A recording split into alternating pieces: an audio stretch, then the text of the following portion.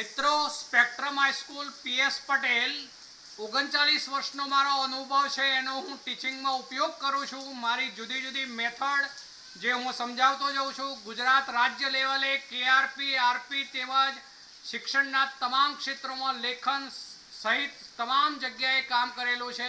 એવા મારા બહોળા અનુભવનો હું ઉપયોગ મારા ટીચિંગ દરમિયાન કરું છું। મારો લાભ અવશ્ય લેજો એવું ખાસ જણાવું છું।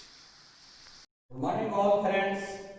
હવે આજે આગળ વધીએ છે જે ખૂબ જ અગત્યનો મુદ્દો છે જે તમારે 11માં પણ હવે પછી તમામ જગ્યાએ વારંવાર જરૂર પડશે તેમજ 12માં પણ ઘણી જગ્યાએ જરૂર પડશે। નીટ જેડબલઈ માટે પણ ખૂબ જ અગત્યનો મુદ્દો છે। વ્યવસ્થિત સમજીશું અને તૈયાર કરીશું। ચલો હવે એમાં રેડોક્સ પ્રક્રિયાઓનું સમતોલન આપણે એના ઉપર આવીએ છીએ। રેડોક્સ પ્રક્રિયાઓનું સમતોલન, રેડોક્સ પ્રક્રિયાઓનું સમતોલન અથવા સંતુલન। ચલો કઈ પ્રક્રિયાઓ તો રેડોક્સ પ્રક્રિયાઓ। હવે રેડોક્સ પ્રક્રિયાઓનું જે સંતુલન છે એ માટેની બે પદ્ધતિ છે। એમાં એક પદ્ધતિ છે એને કહેવાશે ઓક્સિડેશન આંક પદ્ધતિ। ફરીથી બોલું છું, એમાંની એક પદ્ધતિ છે ઓક્સિડેશન આંક પદ્ધતિ, પદ્ધતિ પાછળ શબ્દ છે। અને બીજી પદ્ધતિ જે છે એ અર્ક પ્રક્રિયાની રીત, અર્ક પ્રક્રિયાની રીત અથવા અર્ક પ્રક્રિયા ઇલેક્ટ્રોન વિનિમય રીત એવું પણ કહેવાય છે। તો આવી બે રીતે કોઈ પણ રેડોક્સ પ્રક્રિયાનું આપણે સમતોલન કરાવી શકીએ। હવે તે પૈકી આપણે શું કયા સ્ટેપ લેવા જોઈએ એ બાબતો ઉપર હું પહેલા જાઉં છું। તો પહેલી તો એક બાબત એ કે જે પ્રક્રિયકો હોય એ પ્રક્રિયકો કયા છે અને તેના સૂત્રો શું બને, તેમાં રહેલા આયનો કયા છે અને તેમની વચ્ચે પ્રક્રિયા થવાથી કઈ નિપજો બનશે એ એના સૂત્રો તમને ચોક્કસ આવડવા જોઈએ। આ પહેલી શરત છે। હવે એમાંની ઓક્સિડેશન આંક પદ્ધતિ જે છે આપણે એના ઉપર જઈએ, એના સ્ટેપ સમજીએ। ઓક્સિડેશન આંક પદ્ધતિ લઉં છું, ધ્યાન રાખજો। એમાંની એક ઓક્સિડેશન આંક પદ્ધતિ। ચલો આ પદ્ધતિ જે છે એમાં સ્ટેપ કયા કયા છે, સોપાનો શું છે તે। તો એ સોપાનો જે છે એને માટે હું પહેલા તમને એક ઉદાહરણ પણ સાથે સમજાવતો જાઉં છું જેથી તમને બરોબર ખ્યાલ આવે। દાખલા તરીકે આપણે બુક્સની અંદર જે છે એ કોયડો 8.8 આપેલો છે એના ઉપર જઈએ એટલે એના ઉદાહરણથી તમને બધું જ ખ્યાલ આવશે, જેમાં હું સોપાન સહિત લખતો જઈશ। કોયડો છે 8.8, કોયડો 8.8। ચલો એમાં એવું કહ્યું છે આપણને કે પોટેશિયમ ડાઇક્રોમેટ, પોટેશિયમ ડાઇક્રોમેટ એમાં રોમન લિપિમાં ઓક્સિડેશન સ્થિતિ 6 બતાવી છે એટલે એક છે K2 Cr2O7, એક પદાર્થ છે K2 Cr2O7 ને સોડિયમ સલ્ફાઇડ, સોડિયમ સલ્ફાઇડ જે છે એ Na2SO3 કહેવાશે। બીજું છે Na2SO3 સોડિયમ સલ્ફાઇડ। ચલો એવું કહ્યું છે પોટેશિયમ ડાઇક્રોમેટ 6 K2Cr2O7 ની સોડિયમ સલ્ફાઇડ Na2SO3 સાથેની માધ્યમમાં થતી પ્રક્રિયાથી બનતા ક્રોમિયમ 3 આયન એટલે આ જે છે એમાંથી બને છે ક્રોમિયમની ઓક્સિડેશન સ્થિતિ 3 ક્રોમિયમ 3 આયન અને સલ્ફેટ આયનને આમાંથી બને છે સલ્ફેટ આયનને ચોખ્ખા આયનીય સમીકરણ સ્વરૂપે લખો આવું કહ્યું છે।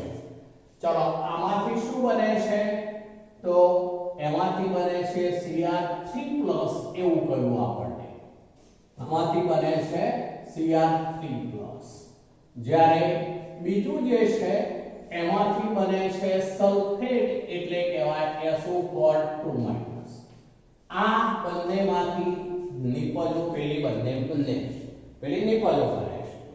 ચલો હવે પહેલી તો એક વાત આની અંદર આ K છે એનો આનું આયનીકરણ કરી દઈએ તો આવું થાય 2K+ અને વત્તા Cr2O7 2- મેં આનું આયનીકરણ કરી દીધું 2K+ પ્રથમ સમૂહનો સભ્ય થઈને અને વત્તા Cr2O7 2- એટલે કે અર્થ એવો થાય કે આ ડાઇક્રોમેટ આયન છે એમાંથી આ Cr3+ બન્યો છે એવો અર્થ થશે। આ Na2SO3 છે એનું આયનીકરણ કરાવીએ તો જલીય દ્રાવણમાં આમાંથી ટ્વાઇસ Na+ બનેલા હોય ટ્વાઇસ Na+ અને આ SO3 2- આયન હોય બીજું હોય SO3 2-। ચલો આ પણ મેં આયનીકરણ કરી દીધું। આ SO3 2- છે સલ્ફાઇડ કહેવાય સલ્ફાઇડ આયન એમાંથી આ સલ્ફેટ આયન બને છે અર્થ એવો થશે।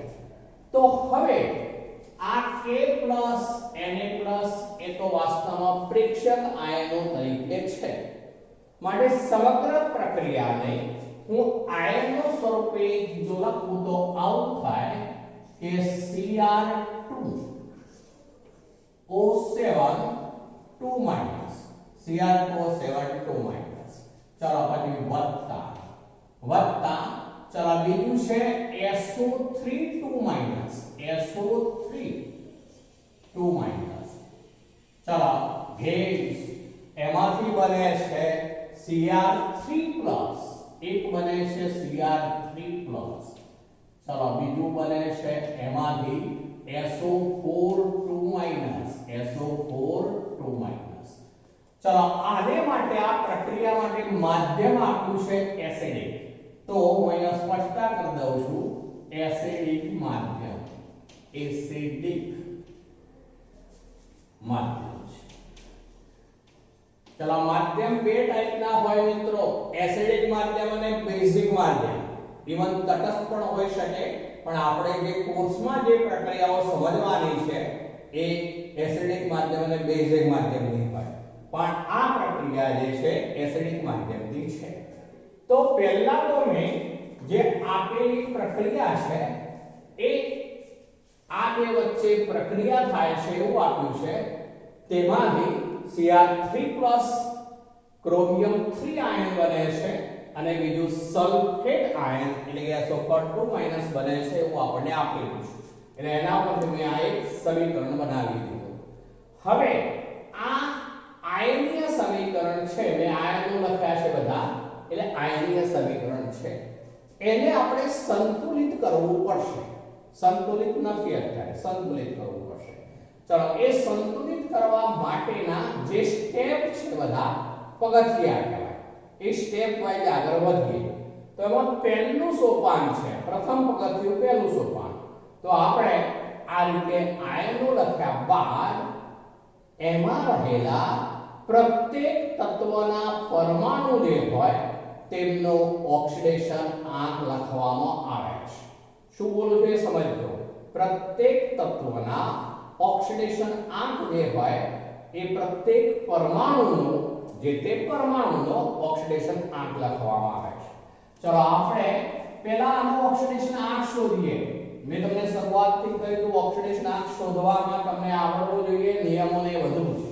ચલો આ Cr2 છે જો ફરીથી પણ એને સમજાવતો જાઉં છું અહીંયા જો ફરીથી પણ સમજાવતો જાઉં છું તો આને આપણે આ રીતે લખાય Cr 2 હોવાથી twice x બરોબર twice x પછી વત્તા ઓક્સિજન 7 છે આ સાદો ઓક્સિજન છે સાદા ઓક્સિજનનો ઓક્સિડેશનાંક -2 કહેવાય એટલે 7 કૌંસમાં -2 એટલે અર્થ આવો થયો twice x વત્તા 7 કૌંસમાં -2 બરાબર ઉપર વીજભાર -2 એટલે સામે બરાબર -2 લખાય બરોબર એટલે twice x અને પેલા થવાના 7 ગુણા 14 ને પેલી બાજુ લઈએ એટલે પેલી બાજુ બાકી કેટલા રહેશે તો +12 પેલી બાજુ +12 બાકી રહેશે માટે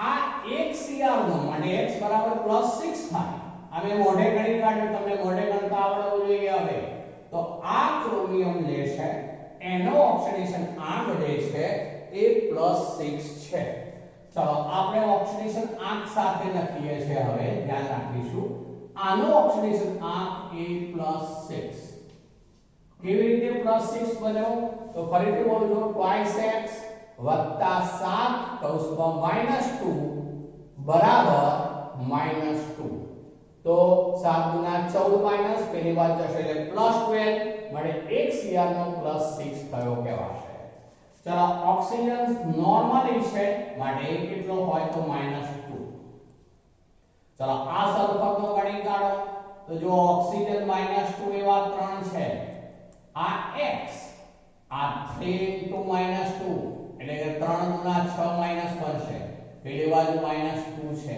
-6 પેલી બાજુ જશે એટલે બાકી રહેશે +4 માટે આમાં ફરીથી બોલું છું 3 ગુણા 6 6 માંથી 2 ગયા એવો અર્થ થયો માટે આ સલ્ફર જે છે એ પ્લસ કેટલા થયા 4 ઓક્સિડેશન ઓક્સિજન નોર્મલી છે એટલે -2 ચલો Cr આ એક પરમાણુય આયન છે માટે એના ઉપર જે ચાર્જ હોય એટલો જ એનો ઓક્સિડેશનાંક કહેવાય એટલે આ Cr નો +3 તો આમાં સલ્ફર ગણી કાઢો તો ઓક્સિજન -2 એવા 4 એટલે 4 ગુણા 8 માઈનસ પેલી બાજુ લઈ જઈશું એટલે બાકી શું રહેવાનું +6 પેલી બાજુ -2 હોવાનું તો આ સલ્ફર એનો ઓક્સિડેશનાંક +6 અને આ ઓક્સિજન એનો ઓક્સિડેશનાંક -2 તો પહેલા આપણે જે સમીકરણ હોય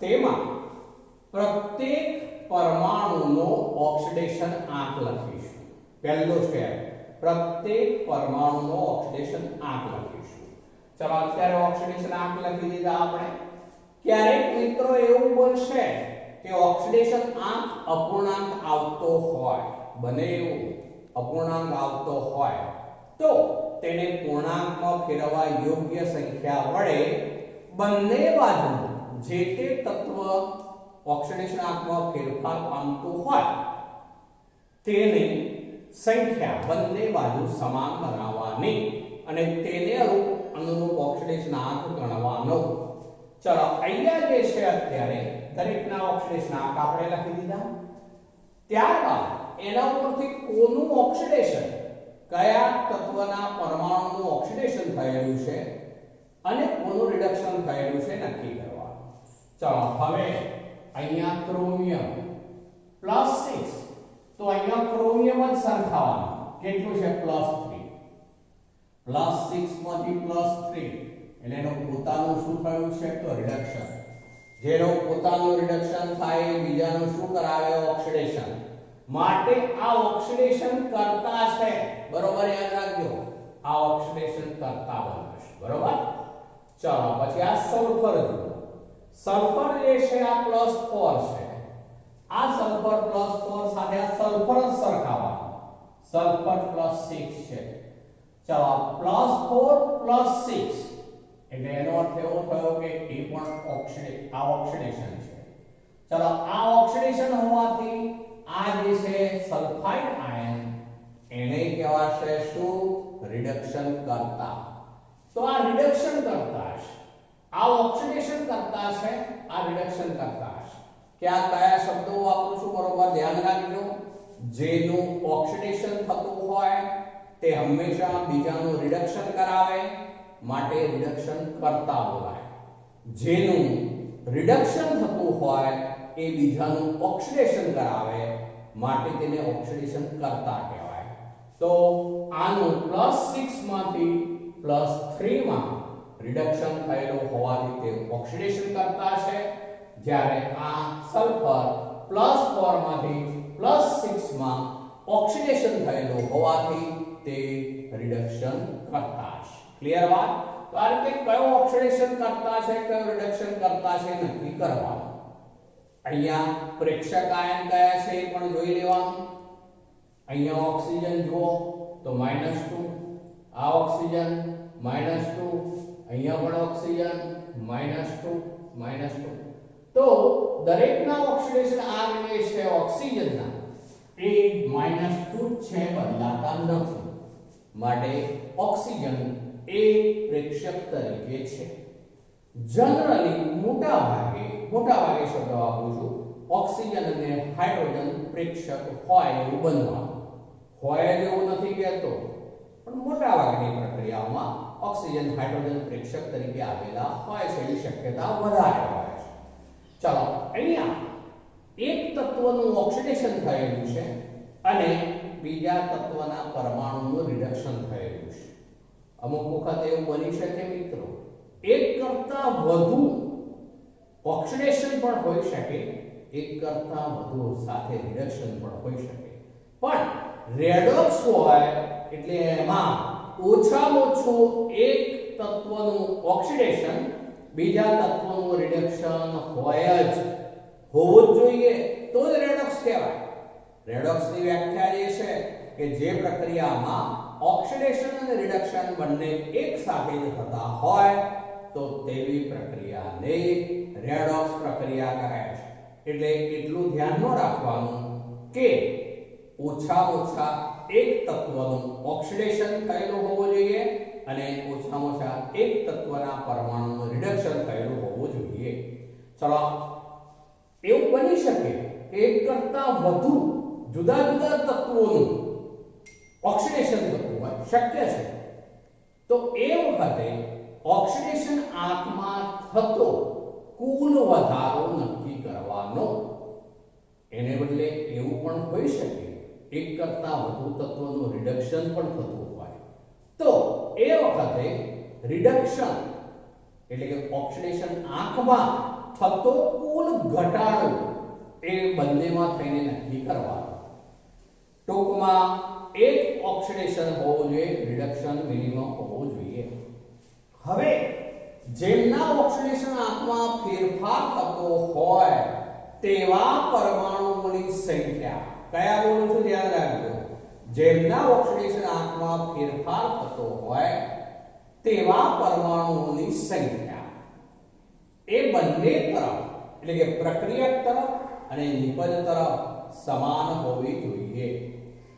હવે એમાં ક્યારેક એવું બનશે કે ઓક્સિજન હાઇડ્રોજન જે છે પ્રેક્ષક ન હોય પણ એ ભાગ લેતા હોય, તો એ વખતે આપણે એને સંતુલિત કરીશું.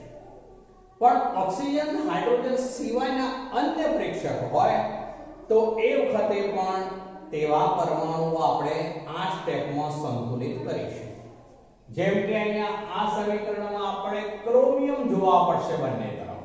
અહીંયા Cr ના પરમાણુ 2 છે, જ્યારે અહીંયા Cr નો પરમાણુ 1 જ છે. જુઓ, એટલે આ Cr ના પરમાણુ બંને તરફ સરખા કરવા પડે.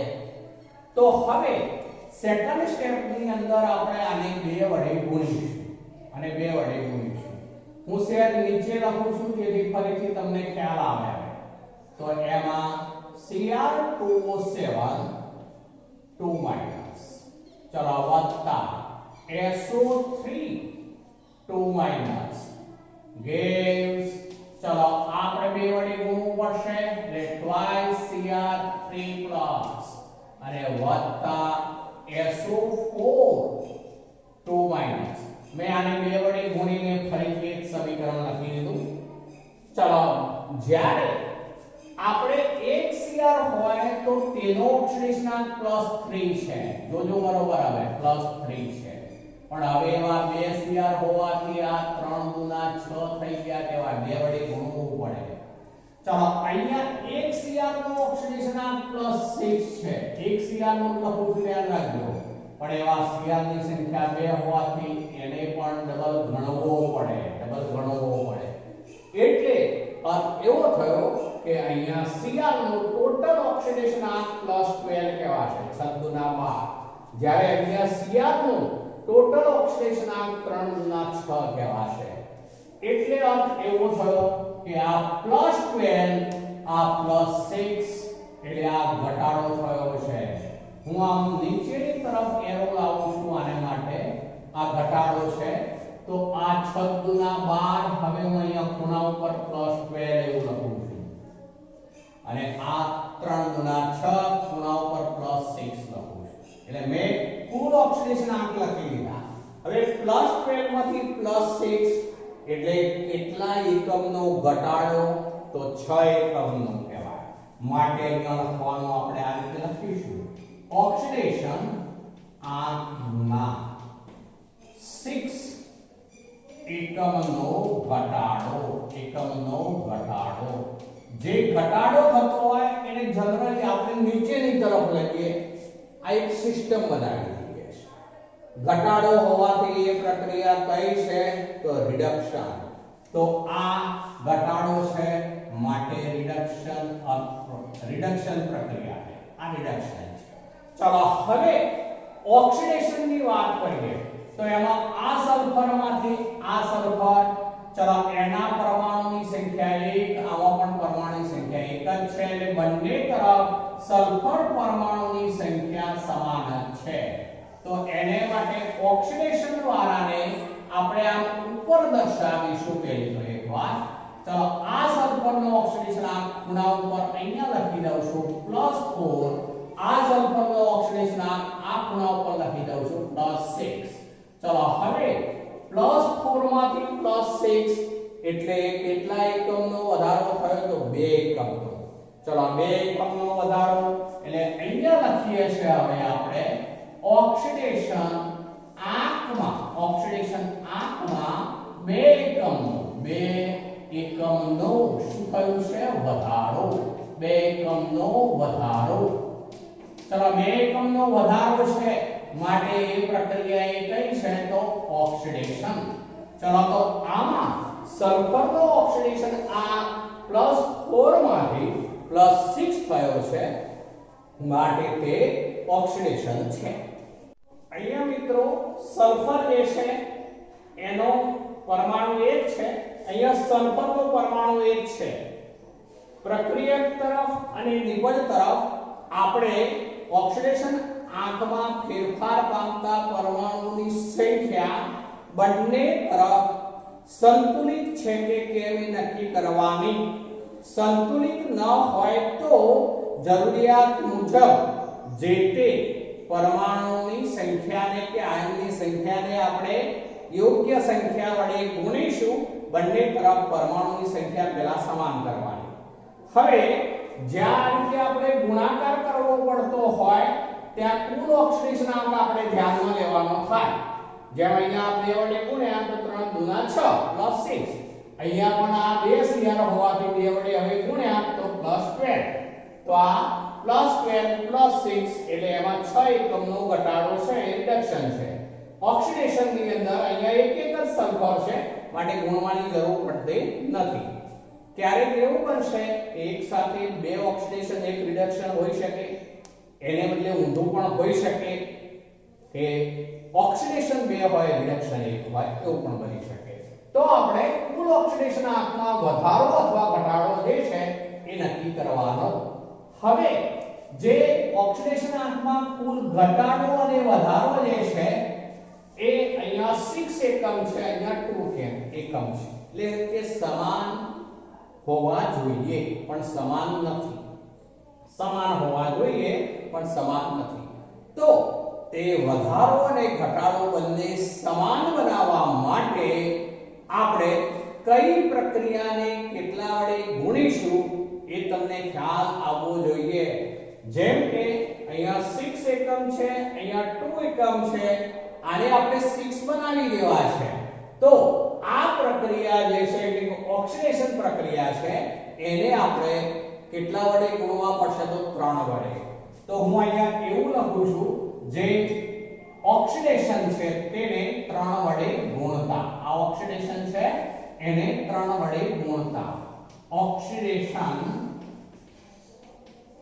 ને 3 વડે ગુણી ઓક્સિડેશન આંકમાં ફેરફાર સમાન બનાવવો. ચલો તો આ ત્યાર પછીનો સ્ટેપ કહેવાશે ઓક્સિડેશન આંકમાં ફેરફાર સમાન બનાવવાનો. તે માટે શું કરવાનું? તો જે તે પ્રક્રિયાને જરૂરી સંખ્યા વડે ગુણી ઓક્સિડેશન આંકમાં ફેરફાર સરખો કરીશું. તો આપણે આને 3 વડે ગુણવું પડે ને આને પણ 3 વડે ગુણવું પડે, એ બંનેને. ચલો હવે લખું છું ફરીથી જુઓ તો આ Cr2O7 2 ચલો આ જે છે 3 વડે ગુણીને લખાયા 3SO3 2 ચલો આ જે છે જેમ છે એમને જ તો twice Cr3 પ્લસ અને વત્તા આને પણ 3 વડે ગુણવાનું થયું 3SO4 2 તો ઓક્સિડેશન આંકમાં ફેરફાર સમાન કરવા માટે જે તે પ્રક્રિયાને ઓક્સિડેશનને અથવા રિડક્શનને અથવા બંનેને યોગ્ય સંખ્યા વડે ગુણવાના અને ઓક્સિડેશન આંકમાં ફેરફાર સરખો કરવાનો. ચલો આપણે આ ગુણી લીધા 3 વડે. હવે આપણે જે છે એમાં વીજભારની ગણતરી કરીશું. હવે વીજભાર જે છે ગણતરી કરીએ ત્યારે માધ્યમ કયું છે બરોબર ધ્યાનમાં રાખવાનું. આ એસિડિક માધ્યમ છે. એસિડિક માધ્યમ પણ હોઈ શકે તો બેઝિક માધ્યમ પણ હોઈ શકે. આ એસિડિક માધ્યમ છે. ચલો હવે વીજભાર એટલે શું અર્થ એવું કરું છું ધ્યાન રાખજો. ઉપર લખેલો ચાર્જ નહીં કે ઓક્સિડેશન આંક બરોબર સમજો. ઉપર લખેલો ચાર્જ 2 ચલો આ જે છે એનો વીજભાર -2 એવું કરીએ છીએ. આનો વીજભાર આ 2 પણ ગુણ્યા 3 આમ થાય 2 ગુણ્યા 3 એટલે 3 ગુણ્યા 6 ચલો એટલે આ 2 આ 6 એટલે બેનો સરવાળો થાય કેટલો થયો તો -8. આ બાજુનો વીજભાર જે છે -8 થયો એવો અર્થ થશે -8 બરોબર. ચલો આ બાજુનો ગણીએ ચલો 3 ગુણ્યા 6 એટલે -6. ચલો આ 3 ગુણ્યા 6 +6 ચલો આ +6 આ -6 તો એ બેનો સરવાળો થવાનો 0 થઈ જશે બરોબર. આ બાજુનો વીજભારનો સરવાળો 0 થાય છે જ્યારે આ બાજુનો વીજભારનો સરવાળો જે છે -8 થાય છે. જો નીચે લખી દઉં છું હવે હું આ બેનો સરવાળો કરી દીધો આપણે અર્થ એવો થશે તો એ સરવાળો કેટલો થયો તો -8. ચલો આ બેનો સરવાળો કરી દીધો આપણે તો એ થઈ ગયો 0. હવે આ વીજભાર ગણ્યો શું છે આ વીજભાર. હવે બંને તરફનો વીજભાર જે છે પણ સમાન બનાવવાનો. ચલો બંને તરફનો વીજભાર સમાન બનાવવા માટે માધ્યમ એસિડિક હોય ત્યારે જરૂરિયાત મુજબના H+ આયનની સંખ્યા. કયો આયન કહું છું? H+ ion. પણ ક્યારે?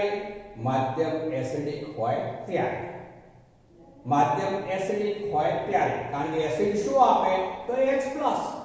આપણે એસિડ કોને કહેવાય તો જે H+ આપે તે એસિડ. માટે એસિડિક માધ્યમ હોય ત્યારે જરૂરિયાત મુજબની સંખ્યાના H+ આયન જે તે યોગ્ય દિશામાં ઉમેરી બંને તરફનો વીજભાર સંતુલિત કરવાનો. આ વીજભાર -8 છે, આ વીજભાર 0 છે.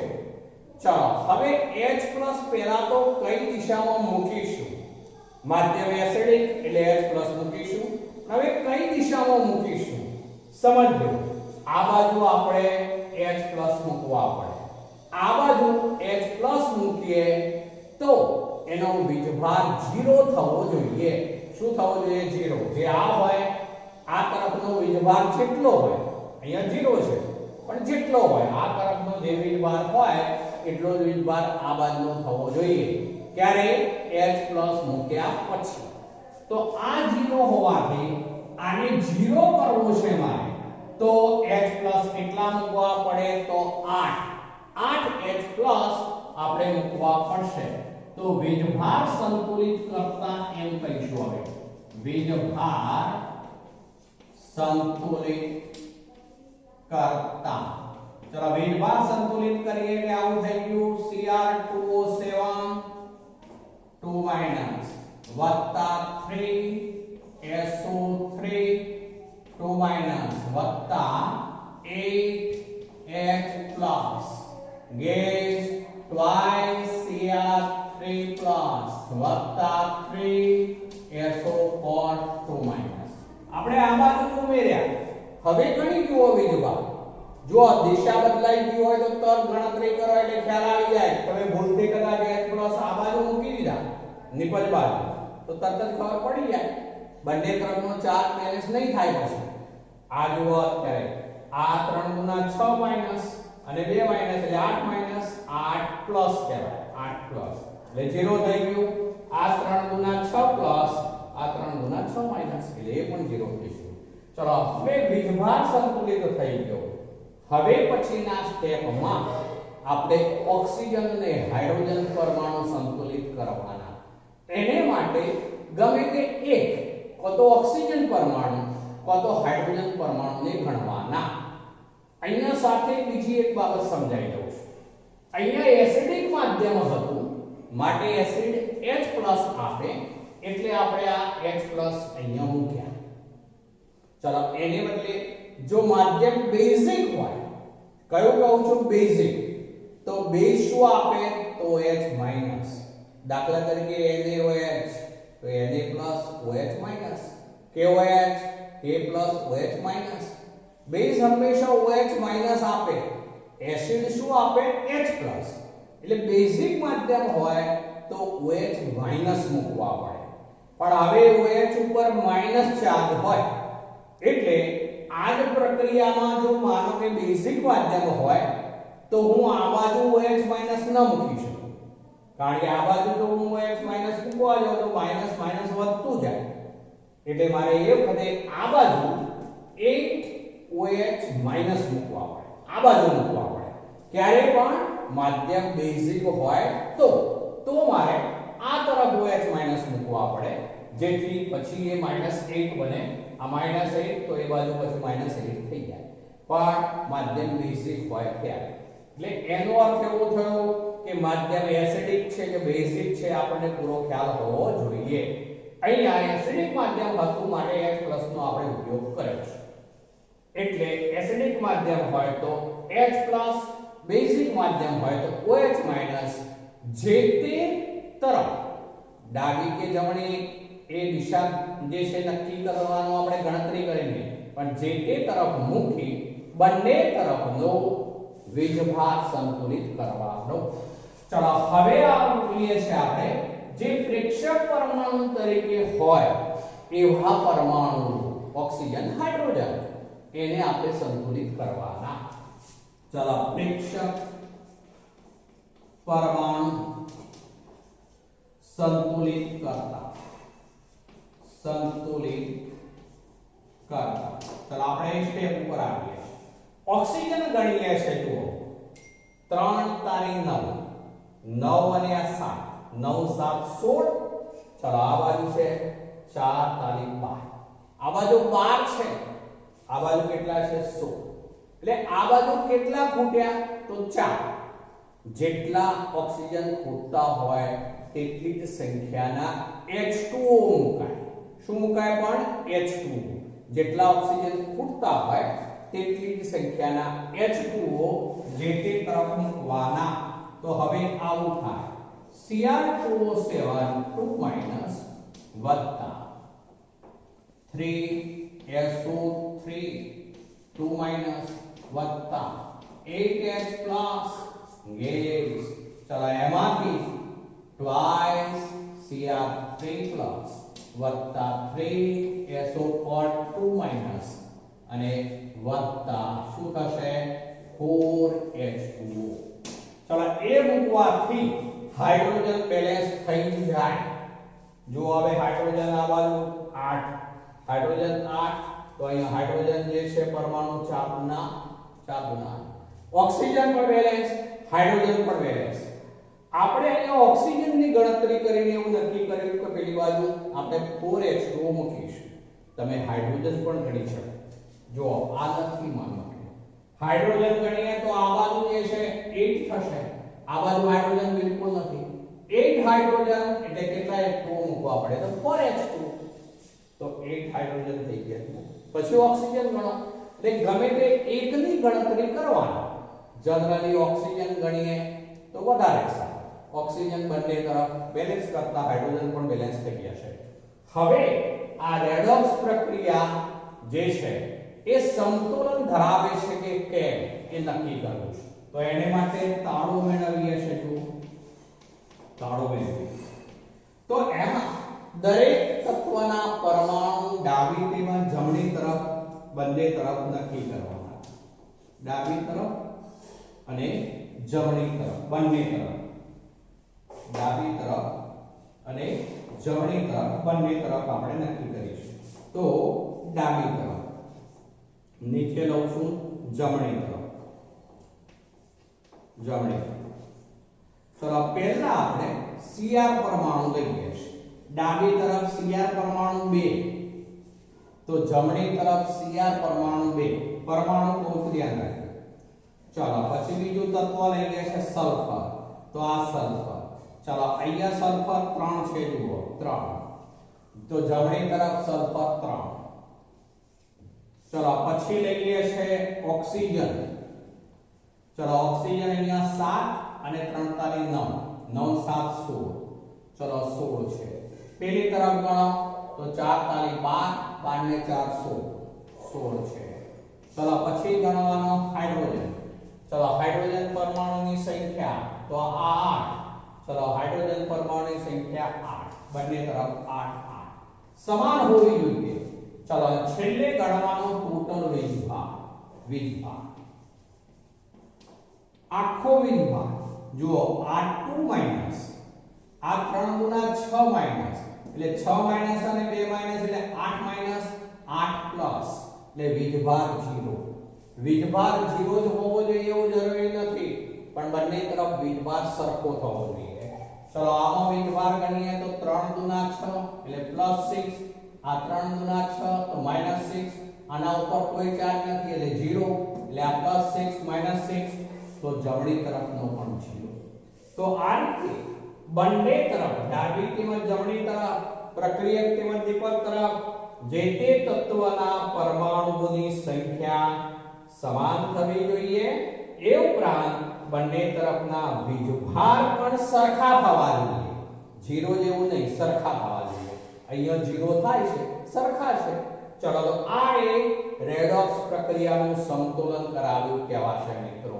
તો એક વખત ઝડપથી સ્ટેપ સમજાઈ દઉં છું. જોજો આપણે શું કર્યું હતું તો પહેલા તો જે આપણને વર્ણન આપ્યું છે એના ઉપરથી પોટેશિયમ ડાયક્રોમેટ છે તેની અંદર સોડિયમ સલ્ફાઇડ ઉમેરવામાં આવે છે જેને કારણે Cr3+ ક્રોમિયમ 3+ અને સલ્ફેટ SO2- માં તેનું રૂપાંતર થાય એવું આપણે આપેલું છે.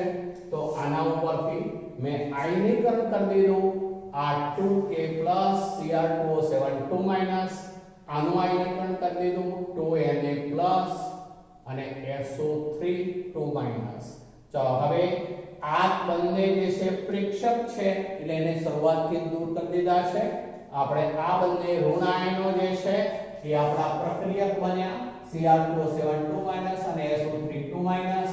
ચલો દીપજ તરફ જે ક્રોમિયમ 3+ આયન બને છે તે અને SO2 ચલો ત્યારબાદ શું કરવાનું તો પ્રત્યેક તત્વના પરમાણુઓ જે છે તેમનો ઓક્સિડેશન આંક લખ્યો. તો Cr+6 છે ઓક્સિજન -2 છે. ચલો સલ્ફર +4 છે, ઓક્સિજન -2 છે, Cr +3 છે, સલ્ફર +6 છે, ઓક્સિજન -2 છે. એના ઉપરથી કયો ઓક્સિડેશન કરતા છે, કયો રિડક્શન કરતા છે નક્કી કરીશું. જેના ઓક્સિડેશનાંકમાં વધારો થતો હોય તે ઓક્સિડેશન થયું કહેવાય, માટે એને રિડક્શન કરતા કહીશું. અને જેના ઓક્સિડેશનાંકમાં ઘટાડો થતો હોય એનું રિડક્શન થયું કહેવાય, માટે તે ઓક્સિડેશન કરતા કહેવાશે. ફરીથી બોલું છું, જેનું ઓક્સિડેશન થતું હોય એ રિડક્શન કરતા, જેનું રિડક્શન થતું હોય તે ઓક્સિડેશન કરતા. ચાલો અહીંયા આ રીતે દરેક નો ઓક્સિડેશનાંક, એના પરથી કોનું ઓક્સિડેશન, કોનું રિડક્શન, કયો ઓક્સિડેશન કરતા, કયો રિડક્શન કરતા એ નક્કી કરી દીધું. ક્યારેક ઓક્સિડેશનાંક અપૂર્ણાંક હોય તો એને પૂર્ણાંકમાં ફેરવીશું, યોગ્ય સંખ્યા વડે ગુણી અને એને ફેરવીશું. ચલો હવે જેમના ઓક્સિડેશનાંકમાં ફેરફાર થતો હોય તેવા પરમાણુઓ કયા છે નક્કી કરીશું. તેવા પરમાણુઓની સંખ્યા બંને તરફ, એટલે કે પ્રક્રિયક તરફ અને નિપજ તરફ એક એક છે કે કેમ એ નક્કી કરીશું. સમાન છે કે કેમ નક્કી કરીશું. તો એ સમાન ન હોય તો યોગ્ય સંખ્યા વડે જે તેને ગુણી અને ઓક્સિડેશનાંકમાં ફેરફાર થતો હોય તેવા પરમાણુઓની સંખ્યા જે છે બંને તરફ, ડાબી તરફ જમણી તરફ સમાન બનાવીશું. અને તેના આધારે એવું બની શકે કે એક કરતાં વધુ તત્વોનું ઓક્સિડેશન થતું હોય, એવું બની શકે. તો એ વખતે ઓક્સિડેશનાંકમાં કુલ વધારો જે છે નક્કી કરવાનો. એ જ રીતે એક કરતાં વધુ તત્વોનું રિડક્શન પણ થતું હોય એવું બની શકે, માટે એ વખતે ઓક્સિડેશનાંકમાં જે ઘટાડો થતો હોય સરવાળો કરીને કુલ ઘટાડો નક્કી કરવાનો. હવે ત્યારબાદ ઓક્સિડેશનાંકમાં થયેલો વધારો અને ઘટાડો, એટલે કે ફેરફાર, એ સમાન બનાવવો છે. તે સમાન બનાવવા માટે જે તે પ્રક્રિયાને યોગ્ય સંખ્યા વડે ગુણીશું. યોગ્ય સંખ્યા વડે ગુણીશું. ચલો યોગ્ય સંખ્યા વડે ગુણવાના આપણે, જેમ કે આની અંદર આપણે ઓક્સિડેશન આંક +4 માંથી +6, એટલે ઓક્સિડેશનાંકમાં 2 એકમનો વધારો માટે ઓક્સિડેશન છે. ચલો આમાં ક્રોમિયમ +12 ટોટલ, કારણ કે Cr ની સંખ્યા 2 હોવાથી આ 2 વડે ગુણ્યા આપણે, એટલે +12. ચલો અહીંયા Cr 1 હતો પણ 2 વડે ગુણી દીધા આપણે, એટલે હવે આ જે છે +6 ટોટલ, એકનો +3 પણ એવા 2 એટલે +6, +12 માંથી +6 એટલે ઓક્સિડેશનાંકમાં 6 એકમનો ઘટાડો. ચલો 2 એકમનો વધારો છે એટલે ઓક્સિડેશન છે, 6 એકમનો ઘટાડો છે માટે રિડક્શન છે. હવે આ ફેરફાર સરખો કરવો છે તો એને માટે જે આ 2 એકમ છે એટલે આપણે 3 વડે ગુણવા પડે, અને 3 વડે બંનેને ગુણ્યા આપણે અથેવો થયો. ઓક્સિડેશનને 3 વડે ગુણી ઓક્સિડેશનાંકમાં ફેરફાર સમાન બનાવવો, એટલે 3 વડે આ ગુણું, આ પણ 3 વડે ગુણ્યો. ચલો હવે ત્યારબાદ વીજભાર ગણવાનો બંને તરફનો. વીજભાર એટલે ઉપરનો ચાર્જ, કુલ ચાર્જ. આ 2 માઈનસ આ ગણાય પણ 3 દુના 6 માઈનસ, આગળ સહગુણક હોય એટલા વડે ગુણવું પડે, એટલે 2 માઈનસ અને -6 એટલે -8 થયો. આ 3 દુના 6 પ્લસ આ 3 દુના 6 માઈનસ, માટે +6 -6 એટલે 0. હવે માધ્યમ જોવાનું, એસિડિક હોય તો H+ મૂકવાના, બેઝિક હોય તો OH- આયન મૂકવાના જે તે તરફ, અને બંને તરફનો વીજભાર સંતુલિત કરવાનો.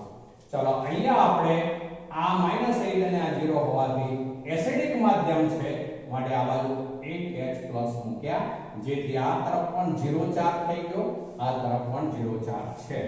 ચલો ત્યારબાદ આપણે શું કર્યું, આ વીજભાર સંતુલિત કર્યો એવું કહેવાશે. ચલો ત્યારબાદ આપણે પ્રેક્ષક પરમાણુ સંતુલિત કરીશું. તો એમાં જનરલી ઓક્સિજન હાઇડ્રોજન પ્રેક્ષક તરીકે હોય, એટલે કો તો ઓક્સિજન ગણો કો તો હાઇડ્રોજન ગણીએ. તો આ બાજુ ઓક્સિજન ગણ્યા આપણે તો 3 તાળી 9 7 16, આ બાજુ ઓક્સિજન 12 હતા એટલે આ 4 ઓક્સિજન મૂકવા માટે 4H2O મૂક્યું, તો હાઇડ્રોજન 4 ગુના 8, હાઇડ્રોજન 8 પ્લસ. તો આ જે છે હાઇડ્રોજન 8 છે તે બેલેન્સ છે. જો તારો મેળવી લીધો, બંને તરફ જે તે પરમાણુની સંખ્યા સરખી થવી જોઈએ અને વીજભાર પણ સરખો થવો જોઈએ. તો આ રીતે આ ઓક્સિડેશન આંક પદ્ધતિ દ્વારા કોઈ પણ રેડોક્સ પ્રક્રિયા જે હોય એનું સંતુલન કરી શકાશે. આજે મિત્રો આટલે સુધી રાખીએ.